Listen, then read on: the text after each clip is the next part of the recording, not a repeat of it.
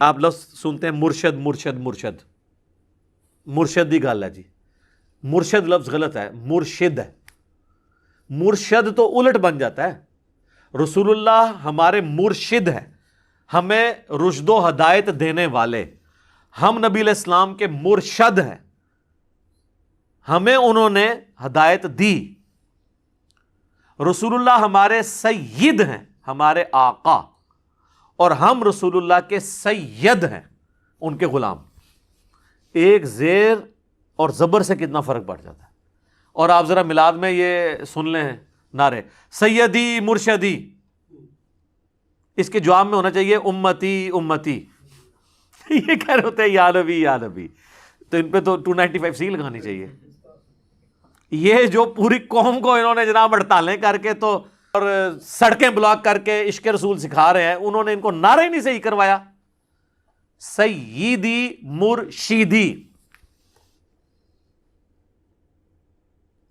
اور پھر یہ وہ لوگ ہیں جو پوری پوری عربی کی گردانیں پڑھتے ہیں اور بتاتے ہیں ہمیں اتنے ٹن عربی آتی ہے۔ چلو ایک عام آدمی تو دعوے دار نہیں کہ مجھے اتنے ٹن عربی آتی ہے، اس کو تو ہم کہیں نہیں، لیکن جو گردانے پڑھتے ہیں جب وہ غلطی کریں گے پھر ہم ان سے عرض تو کریں گے نا کہ سر آپ کو تو زیب نہیں دیتا، میرے جیسا کوئی جاہل بندہ غلطی کر لیتا ہے ٹھیک ہے، اردو میں مستعمل ہے، کوئی چیز اردو میں مستعمل ہوئی ہے، استعمال ہو رہی ہے تو وہ کام چل جاتا ہے۔ آپ دیکھیں نا وہ ایک ہمارے بابا جی ہیں مشہور ہے زمانہ، وہ لبیک والے، تو وہ میں نے ایک ویڈیو میں کہا، ویسے اردو میں تو چل جاتا ہے لبیک یا حسین یا لبیک یا رسول اللہ، اگر وہ اللہم لبیک کے مقابلے پہ نہ ہو، صرف ایک محبت کے اظہار کے لیے ہو۔ جس طرح کہ آپ کو پتہ نا، ہم اسکولوں میں تو ٹیچر جب پوچھتی ہے کہ فلاں کا نام پریزنٹ، تو آگے سے آپ کیا کہتے ہیں؟ پریزنٹ یا لبیک۔ کئی جو ذرا اردو دان ہوتے تھے نا ٹیچر، وہ کہتے تھے تم نے یس سر نہیں کہنا بلکہ لبیک کہنا ہے، تو حاضر ہوں۔ تو وہ ظاہر ہے کہ وہ تو کوئی شرک لفظ نہیں ہے، لبیک یا حسین یا لبیک یا علی یا لبیک یا رسول اللہ، یا رسول اللہ میں حاضر ہوں، حضور سے محبت کے اظہار کو، ٹھیک ہے، مدد تو نہیں ہے نا اس میں، وہ معاملہ لاتا ہے۔ تو یہ ان لوگوں نے باقاعدہ نعتیں بنائی ہوئی ہیں عربی میں، پورا سلوگن، پھر ایک علماء کا طبقہ ہے اور وہ نعرہ لگاتے ہیں لبیک یا رسول اللہ، لبیک یا رسول اللہ۔ تو میں نے کہا تھا یار یہ لبیک کا یا رسول اللہ پڑھا کریں، کیونکہ لبیک جب پڑھیں گے تو یہاں پہ وقف ہوگا، یا رسول اللہ کو الگ کرنا پڑے گا۔ کانٹینیوس لفظ کیا ہوگا؟ لبیک یا رسول اللہ۔ یہ تو اسی طریقے سے کوئی پڑھے الصلاۃ والسلام علیک یا رسول اللہ، نہیں، الصلاۃ والسلام علیک یا رسول اللہ، میم پہ پیش پڑھنی ہوگی، وقف تو نہیں آپ یہاں کر سکتے بیچ میں، وہ تو جملہ ہی ٹوٹ جائے گا۔ تو میں نے کہا تھا کہ آپ پڑھا کریں لبیک یا رسول اللہ۔ تو اس کے اوپر وہ بابا جی کا کلپ آیا، میں نے شکر کیا یار، شکر ہے ساڈے سے بھی کوئی بولے نا بابا جی، ہم نے تو کشف المحجوب جس کو وہ دکھا دکھا کے لوگوں کو قائل کرتے تھے، اس میں گستاخانہ عبارتیں بتائی ہیں، کبھی کوئی جواب نہیں آیا۔ یہ نہ سمجھے ان کو پتہ نہیں ہے، ان کے ہاتھ تک پہنچی ہیں، ان کو پتہ ہے بھائی جی یہ 11,000 وولٹ ہے، انجینئر صاحب نے نہیں ہاتھ پانا، صحیح کہہ رہا ہے۔ ان کا نام بولنا ہی ہماری تائید ہے کہ وہ ہمارے ساتھ ہیں، کہ ٹھیک کہہ رہے ہیں، بات تو سچ ہے مگر بات ہے رسوائی کی۔ اس پہ یہ بھی شعر میں نے پڑھا نا، بات تو سچ ہے لیکن بات ہے رسوائی کی۔ ایک بندہ لکھا ہے علی بھائی یہ شعر غلط آپ نے پڑھا ہے، یہ ہے بات تو سچ ہے مگر بات ہے رسوائی کی۔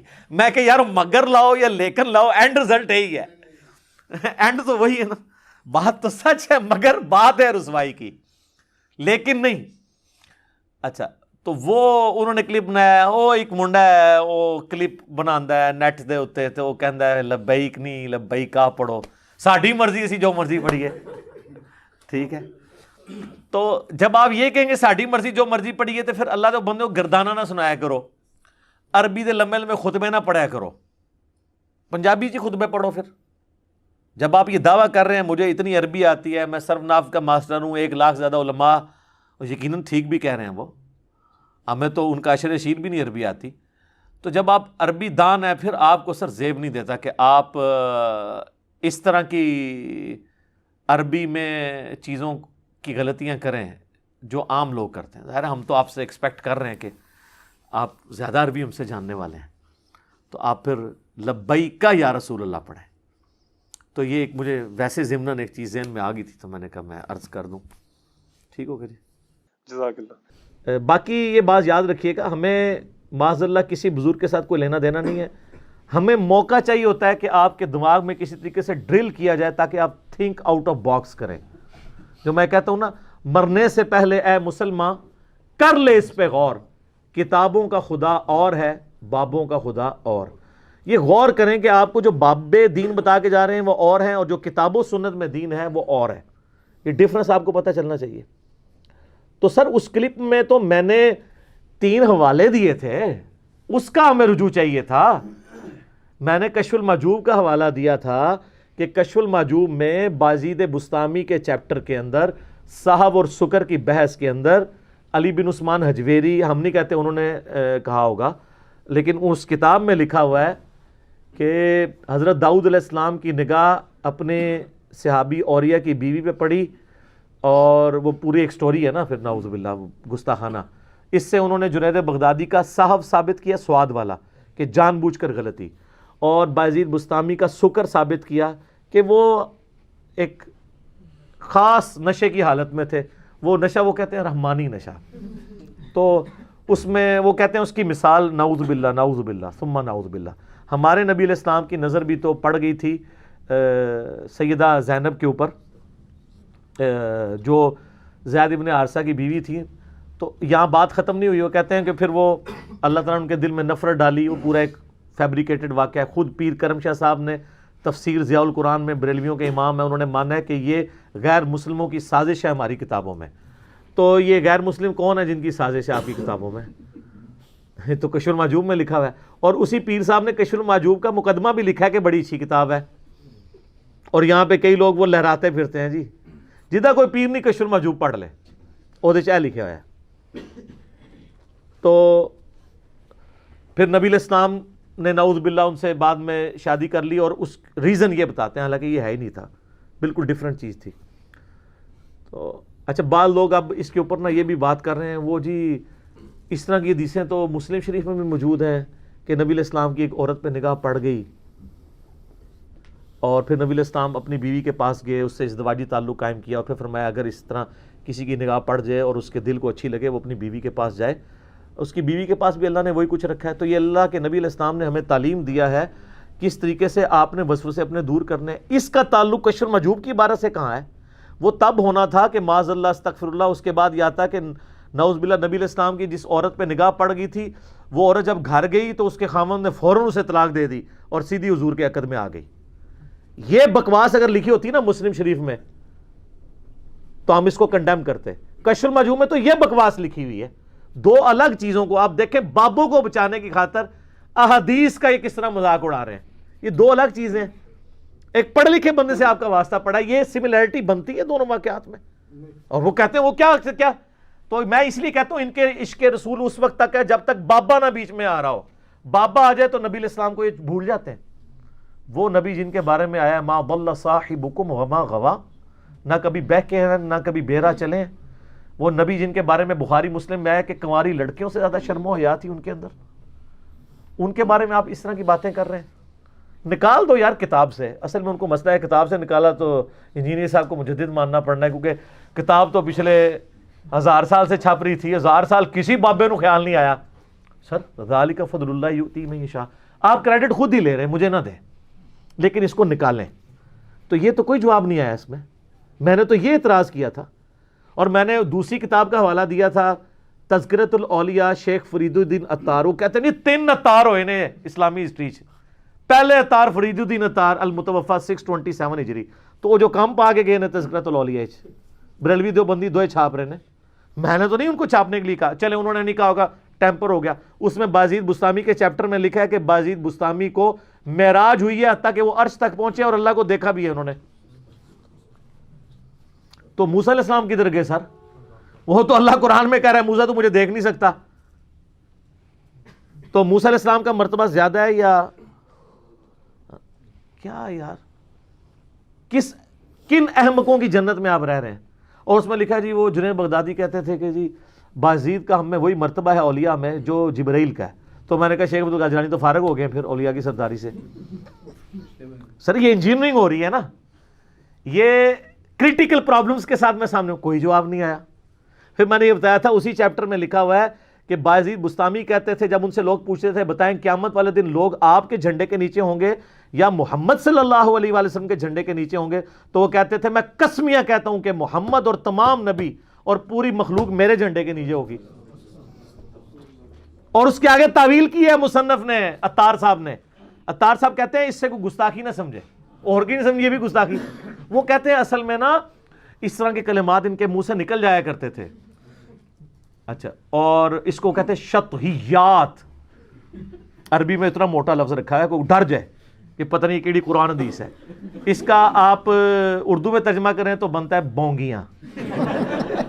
ہاں سر, شطحیات کا آپ ترجمہ کر لیں, اول فول جو بول دے نا اس کو کہتے ہیں شطحیات, بونگیاں. وہ کہتے ہیں وہ جو ہے نا وہ خاص کیفیت میں ہوتے ہیں. اچھا وہ کیفیت, وہ کہتے ہیں جی دیکھیں وہ کیا کہیں گے میں بتاتا ہوں. وہ تو کہتے ہیں حدیث میں ہے, وہ حدیث بخاری میں موقوفاً مولا علی کا قول ہے اور ابن ماجہ میں مرفوعاً نبی علیہ السلام سے ہے کہ 3 لوگ ہیں جن سے اللہ تعالیٰ نے قلم اٹھا لیا ہے. نمبر 1 جو بچہ ہے نابالغ, نمبر 2 سویا ہوا شخص, اور نمبر 3 جو پاگل ہے. پاگل کون ہوتا ہے؟ بونگیاں, شطحیات. تو وہ کہتے ہیں ان سے تو قلم ہی اٹھا ہوا ہے.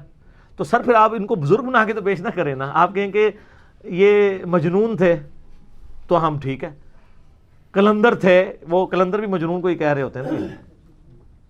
تو اور پھر میں خادم رضوی صاحب حافظہ اللہ تعالی والا جملہ بولوں گا کہ وہ کہتے ہیں نا یار دیکھو انہوں الکانا جانو, وہ جیڑا پونکدا جے نبی تے پونکدا جے تے سارے الکانا جانو.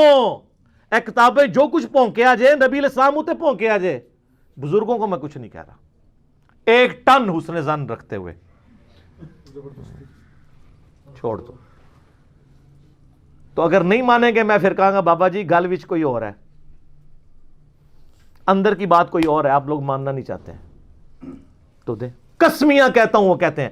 اور پھر وہ عطار صاحب آگے تعویل کرتے ہیں وہ اصل میں ان کے منہ سے اللہ بول رہا تھا, تو اللہ کا جھنڈا تو محمد کے جھنڈے سے بڑا ہوگا, لہٰذا وہ یہ جو کہتے تھے وہ ساتھ انہوں نے لکھا ہے کہ سبحانی سبحانی ما اعظم شانی ما اعظم شانی, میں پاک ہوں میری شان کتنی بلند ہے. یہ تو اللہ ان کے منہ سے بول رہا تھا, اس لیے انہیں آپ کو پاک کہتے تھے نا, تو اللہ تو کہہ سکتا ہے. اور یہ سیم تعویل کشف المحجوب میں بھی ہوئی ہے بازید والے چیپٹر میں. اور آگے وہ فرید الدین عطار لکھتے ہیں یہ جو کہتے تھے نا لوائی اعظم من لوائی محمد, میرا جھنڈا محمد کے جھنڈے سے بھی اعظم ہوگا, تو اصل میں یہ اللہ ان کے منہ سے بول رہا تھا اور اللہ کا جھنڈا تو محمد کے جھنڈے سے بڑا ہی ہوگا. کڈی وڈی کہانی کرائی ہے. میرا ایک معصومانہ سوال ہے, کیا قیامت والے دن 2 جھنڈے ہوں گے؟ جھنڈا تو ایک ہے. مسلم شریف میں حدیث ہے سب سے پہلے میں نکالا جاؤں گا قبر سے, سب سے پہلے میرے لیے شفاعت کا دروازہ کھولا جائے گا, سب سے پہلے جنت کا دروازہ میرے نام کے اوپر کھلے گا, شفاعت کا جھنڈا میرے ہاتھ میں ہوگا. بخاری مسلم میں حدیث ہے کہ تمام اولین اور آخرین ان کا میں سردار ہوں گا. تو جھنڈا تو ہے ہی ایک قیامت والے دن, لواء الحمد, وہ تو نبی علیہ السلام کے ہاتھ میں ہوگا. یہ دوسرا جھنڈا کون سا ہے؟ کہانیاں کس طرح تعویل کرتے ہیں. بابا آیا تو عشق رسول بھی ختم, اور وہ جی گل الکانا جانو وہ بھی ختم, سب کچھ ختم ہو گیا. تو میں تو یہ آپ لوگوں کا پیچھا کروں گا سر جب تک آپ کی کتابوں کی پرنٹنگ بند نہیں ہوتی ہے. میں آپ کی عوام کو یہ بات بتاؤں گا, اس لیے بتا رہا ہوں کہ مجھے خود انہی باتوں نے جو آپ ہمیں کہانیاں کراتے تھے نا کہ باقی سارے گستاخ رسول ہیں, میں نے جو بریلویت کا بند توڑا ہے نا, 31 سال تک میں پیدائشی بریلوی تھا, تو میں اب اگر اس بند کو توڑ کے آیا ہوں نا تو پھر گستاخیاں چاہے دیوبندیوں کی ہوں, بریلویوں کی ہوں, اہل حدیث کی ہوں, شیعہ کی ہوں, سب کو ایک نظر سے دیکھیں گے ہم. تو آپ ہمیں کہانی کراتے تھے جی با خدا دیوانہ باش با محمد ہوشیار, کہ جی دیوانگی اللہ کے لیے ہو سکتی ہے, سبحانی معظم و شانی کسی نے کہہ دیا, ان الحق کہہ دیا, اللہ کے لیے دیوانگی کر رہے ہیں نا, لیکن محمد کے لیے دیوانگی نہیں ہو سکتی. وہاں آپ کو شریعت کا دامن چھوڑنا نہیں ہوگا. تو یہ سب کچھ تو نبی علیہ السلام کے ساتھ آپ لوگ کر رہے ہیں. لوائی اعظم من لوائی محمد نبی علیہ السلام کے ساتھ کر رہے ہیں نا. اب آپ شتیہات کا سہارا کس طرح لیں گے؟ آپ وہ مسلم شریف کی حدیث کا سہارا کیسے لیں گے کہ وہ غلطی سے ایک بندے کی زبان سے خوشی میں نکل گیا کہ اللہ تو میرا بندہ میں تیرا رب، اور وہ ایک بار نکلا، اس میں آگے الفاظ ہے من شدت الفرح، اس ایک واقعے کو لکھ کے کہتے ہیں کہ یہ کر رہے ہیں. تو یہ بھی اللہ کے بارے میں تو آپ لیم ایکسکیوز لے سکتے ہیں، نبی علیہ السلام کے بارے میں پھر بھی نہیں.